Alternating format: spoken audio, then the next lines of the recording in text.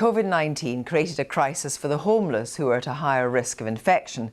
The government recognised this and in March provided extra funding so councils could put rough sleepers into hotels. Last week the Treasury announced an extra £85 million to extend the scheme in England. But amongst those given emergency housing during lockdown were thousands of people previously classified as having no recourse to public funds, mostly immigrants and failed asylum seekers who'd previously been in the streets. Questions have now arisen about what happens to them as lockdown loosens. Richard Watson reports.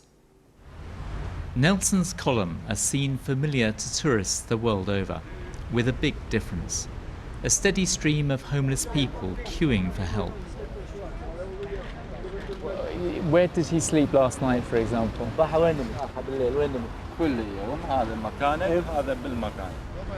COVID-19 is a huge challenge for Britain's homeless. Food and water is given to 150 to 200 people a day in Trafalgar Square by the charity's Central London Catholic churches.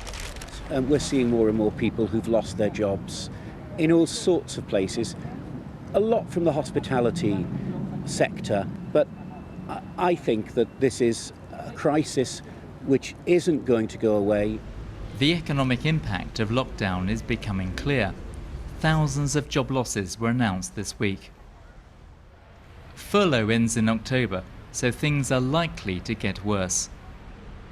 At the beginning of the lockdown in March, there was a huge effort to bring in the homeless off the streets, given the impending public health crisis. The policy was called All In, and included some rough sleepers who wouldn't normally have had their accommodation paid for out of public funds. 15,000 people in England were put into hotels. Councils paid the bills with new government money.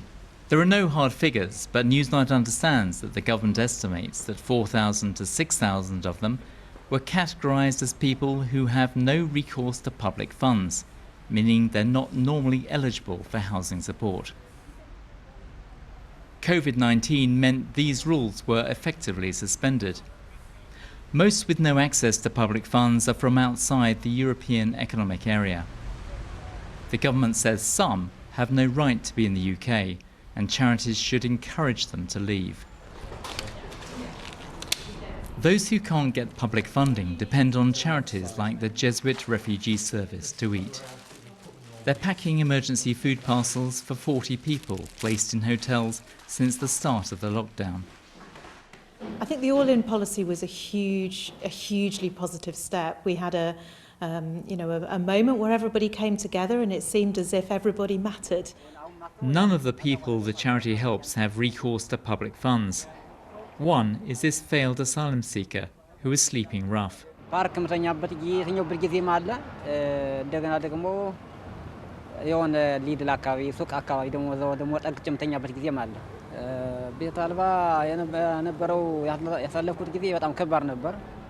He's been in emergency hotel accommodation. As this ends, he might be back on the streets.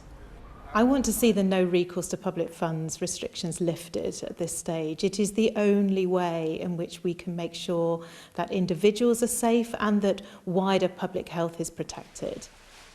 That would enable councils to pay for new emergency housing. Many faith groups are putting their shoulders to the wheel to help the homeless in the pandemic. We asked the leader of the Catholic Church in the UK for his analysis, and specifically, should the Home Office change the funding rules, even if it means that some people who are here illegally are helped? This is an exceptional time. This is a time in which the pandemic might be fading, but its impact is not. In fact, its impact is unfolding. I think, as the Prime Minister said, the roll of thunder is beginning. And in these circumstances, when you know there's a downpour, you can't just simply push people out. Of course, some people will say some of these people have broken the law. Their immigration status is uncertain or irregular. What would you say to those people? Well, of course, some people are here without proper paperwork. Of course they are. We know that. That's been a fact of life in this country for many, many years. But at this point, we should be prepared to put all those things to one side and deal with the person in front of us. This is a human being whose life is full of trauma, They are here. We need to respond to that humanity in front of us, recognising the dignity, the innate dignity of each person, and not simply consign them into an abyss. And some nuts? Charities say that in the midst of a public health crisis, funding restrictions that would lead people to sleep rough should be suspended. But for how long? 6 months? 12 months? Indefinitely?